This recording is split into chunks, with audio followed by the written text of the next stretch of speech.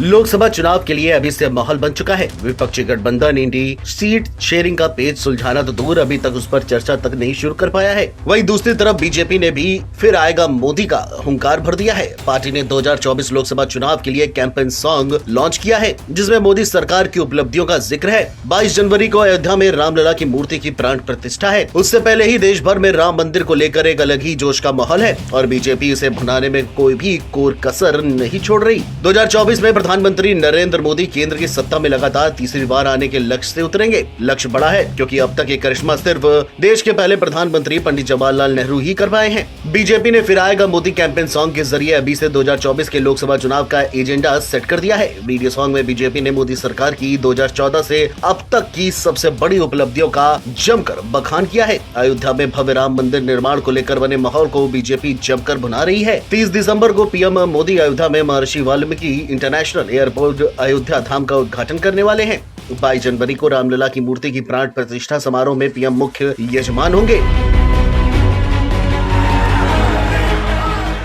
समारोह के लिए मिले न्योतों को ठुकराकर विपक्ष उसका ही काम आसान कर रहा है। राम मंदिर के अलावा काशी विश्वनाथ कॉरिडोर, महाकाल कॉरिडोर निर्माण जैसे कदमों से पार्टी अपने हिंदुत्व एजेंडे को और भी धार दे रही है। पीएम मोदी की अगुवाई में सरकार ने कुछ ऐसे काम किए हैं जिनके बारे में कल्पना करना तक मुश्किल है। जम्मू कश्मीर को विशेष दर्जा देने वाले संविधान के अनुच्छेद 370 को खत्म करना वैसे ही उपलब्धि है। एक बार में 3 तलाक बोलकर किसी महिला से एक तरफा शादी खत्म करने की कुप्रथा, तलाक बिद्दत को खत्म करना, डिजिटल पेमेंट क्रांति भी वैसी ही उपलब्धि है। हाल ही में हिंदी पट्टी के 3 प्रमुख राज्यों राजस्थान, एमपी और छत्तीसगढ़ में बीजेपी को मिली जबरदस्त जीत से पार्टी कार्यकर्ताओं में उत्साह है। पार्टी के रणनीतिकारों को लोकसभा चुनाव में और भी बड़े अंतर से जीत हासिल करने का भरोसा जगा है। इन चुनावों में बीजेपी बिना किसी सीएम फेस पर उतरी थी और पीएम मोदी के नाम पर चुनाव लड़ा। तीनों राज्यों में बीजेपी ने नए चेहरों को सरकार की कमान देकर चौंका दिया। वहीं लोकसभा चुनाव में तो पीएम मोदी अपने आप में एक बड़े फैक्टर होंगे। बीजेपी की उम्मीद है कि मोदी फैक्टर निर्णायक साबित होगा। दूसरी तरफ पीएम मोदी की हैट्रिक को रोकने के लिए विपक्षी एकजुटता के मंत्र पर भरोसा कर रहा है। बीजेपी के खिलाफ ज्यादातर सीटों पर विपक्ष की तरफ से साझा उम्मीदवार उतारने की रणनीति के तहत 28 दलों ने